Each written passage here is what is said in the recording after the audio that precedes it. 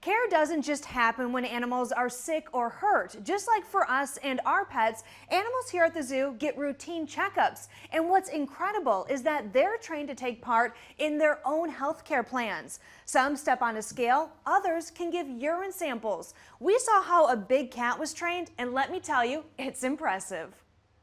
Hold on, up. Standing on his hind legs, getting a mouthful of delicious milk. This majestic cat is Olon the Tiger. Good boy. What you're watching is some of his routine healthcare training. Hold on, down. Good. Target.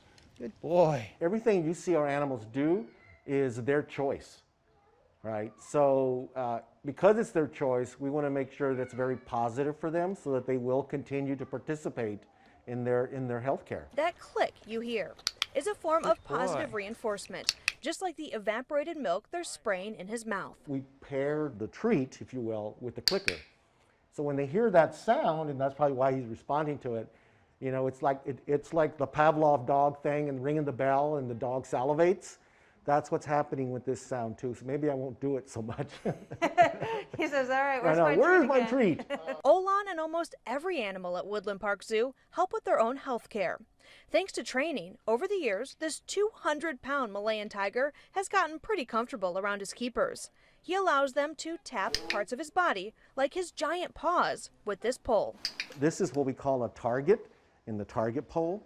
And essentially this is a pool float. These actually come in various sizes depending on the animal you're working with and their visual acuity. So, for example, rhinos have a much bigger, bigger pool float. Some animals like our small rodents or meerkats have a little bitty pool float. This teaching encourages animals to lend a hand during routine physical exams, vaccinations, and more. Some animals, for example, are primates, are gorillas. Many of them are trained to give us blood samples. So they'll offer their arm out through a opening, and the keepers or the vet techs will draw blood samples from them. Oh, wow. And then some, and this is great, will actually give us pee samples. So our orangutans, all you have to do is give them a cup. They'll turn around and they'll return the cup with pee. Yeah.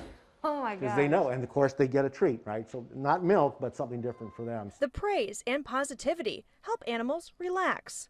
Wellness checks cover everyone, from big cats to small mammals, like Amarillo, the 9-banded armadillo. He does have a special touch behavior. You can touch him on the back, just like that. And he's trained to do that so that when different people come to the zoo, they can feel what an armadillo feels like. And it also really helps out when it comes to his annual exam with the vets. That way they can also get up close to him. They can touch him on the back, just like that. It doesn't bother him. So it's important that he's used to people and he's okay with this. And armadillos, if they feel nervous, they will jump up in the air like a trampoline, especially this type. And so we know that he's nice and comfortable right now because he's just hanging out. He's letting us touch his back just like that. And he knows that his favorite food is on the way. And what's the click mean? The click is my way of telling him, good job, that's exactly what I was asking for. So whenever I'm touching him and he's hearing that click, he knows that's the exact thing that I am reinforcing him for, or giving him some of his favorite treats for is a different way of saying that. Even Bolivar the tortoise is click trained. We treat our tortoises, again, just like any of our other animals at the zoo, where we just want to maximize their ability to have that choice. And also training is really fun because it allows them to exercise their brain and earn different food rewards and solve puzzles and problems to get that food. For Bolivar, that's bananas. He's a messy eater. He is a messy eater. How about that? Opening up wide. Bolivar is a red-footed tortoise native to South America. They typically live about 50 years, but some tortoise species can live to be 150. Here at the zoo, Bolivar is an ambassador animal and stars in educational programs. He's happy around people and even let us pet his bumpy shell.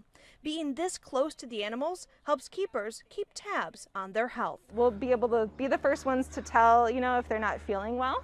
A lot of animals are good at hiding their symptoms if maybe they're sick, but when we train our animals, we really notice if their appetite has decreased, if they seem a little skittish, if the tortoise maybe sunk away every time I touched his leg or a part of his shell, it might indicate that there could be areas of pain. The same goes for Koba the spectacled owl. Because we're able to work with him so closely, we can monitor things like if he has any joint pain or if he's favoring a leg or a wing or anything like that, we'd be able to get a close look and see about that. Unfortunately, this guy's getting pretty old, so healthcare is even more crucial.